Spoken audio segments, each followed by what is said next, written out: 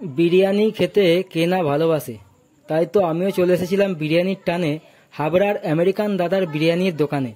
তারপর কিচেনে গিয়ে যা দেখলাম সেটা আর শেয়ার না করে থাকতে পারলাম না।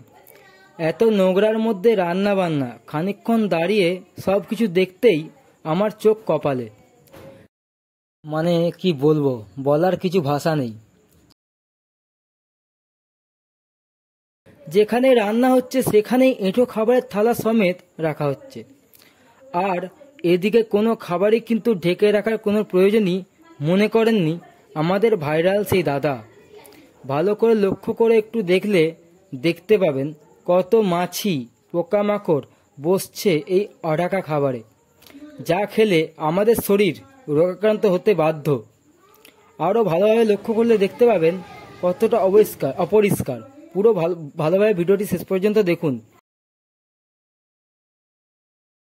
এই বালতিটা দেখতে পাচ্ছেন, এই বালতিটা ভালোভাবে দেখুন, প্লিজ দেখুন, কেউ স্কিপ করবেন না ভিডিওটা, এগুলো আপনাদের সবার জানার দরকার। একই নোংরার মধ্যে আছে সেই বালতিটা করে মাংস তুলে হাঁড়িতে রাখা হচ্ছে, এবং বালতির তলা ধরা এই অপরিষ্কার হাতটা দিয়েই কিন্তু কীরকম খাবার নাড়াচাড়া করছে আমাদের দাদা। এই হাত না ধুয়ে অপরিষ্কার হাতে মশলা ছড়ানো হচ্ছে। এত কিছু দেখার পর তো আমি থাকতে পারলাম না, তাই তো বাকরুদ্ধ হয়ে পড়লাম। স্বাদ করে বিরিয়ানি খেতে এসে বিরিয়ানির খাবার ইচ্ছাটাই শেষ হয়ে গেল। এরপর আর কি, বাকিটা আপনারা তো দেখতে পাচ্ছেন, আপনারাই বিচার করুন। এবং ভিডিওটা প্রচুর পরিমাণে শেয়ার করুন, লাইক করুন, কমেন্ট করুন, এটা সবার জানা দরকার। ভালো লাগলে। আচ্ছা দাদা, আপনার উদ্দেশ্যে বলছি, যারা আপনাকে ভাইরাল করলো আপনি তাদেরই ক্ষতি করছেন। এত মানুষ আপনার বিরিয়ানি খাচ্ছে, আপনার নাম শুনে আসছে আপনার দোকানে দূর দূরান্ত থেকে, শুধু আপনার সঙ্গে দেখা করবে এবং আপনার বিরিয়ানি খাবে বলে।